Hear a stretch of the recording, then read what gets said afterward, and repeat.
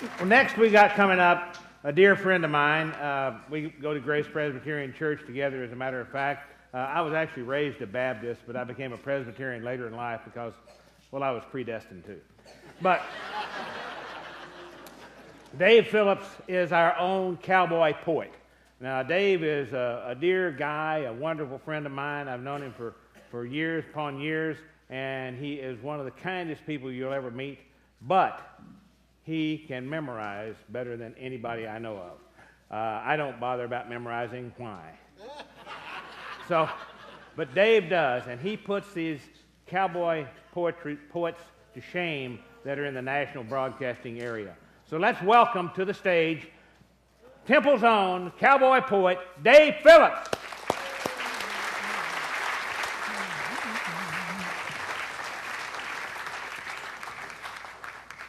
Thank you, Gary.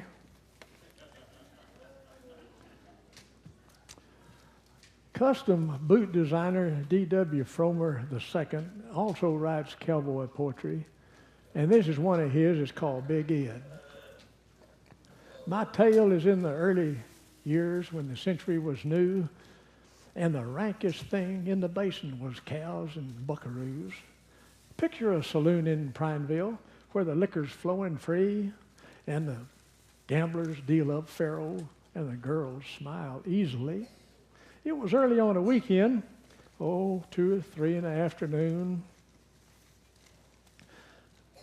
Piano's playing something about love and a silver moon, when suddenly the door busts open, and it's an awful sight. A cowboy staggers forward, his eyes roll back to white, his hands is fairly trembling, and his face is chalky pale.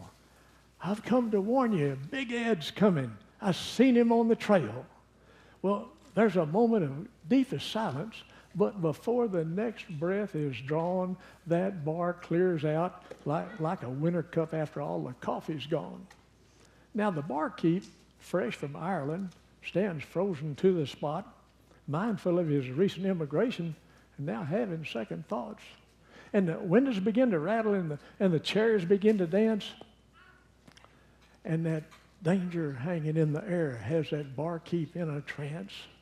You can hear the sound of heavy galloping coming down the street, and ahead of it, the smell of weak old vulture meat.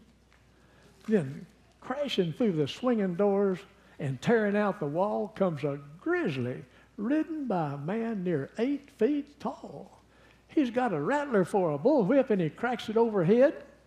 And that grizzly's got a logging chain between his teeth instead of a snaffle-bitten rein, and the rider draws him tight, pulls him to a screeching halt, and he slides off to the right.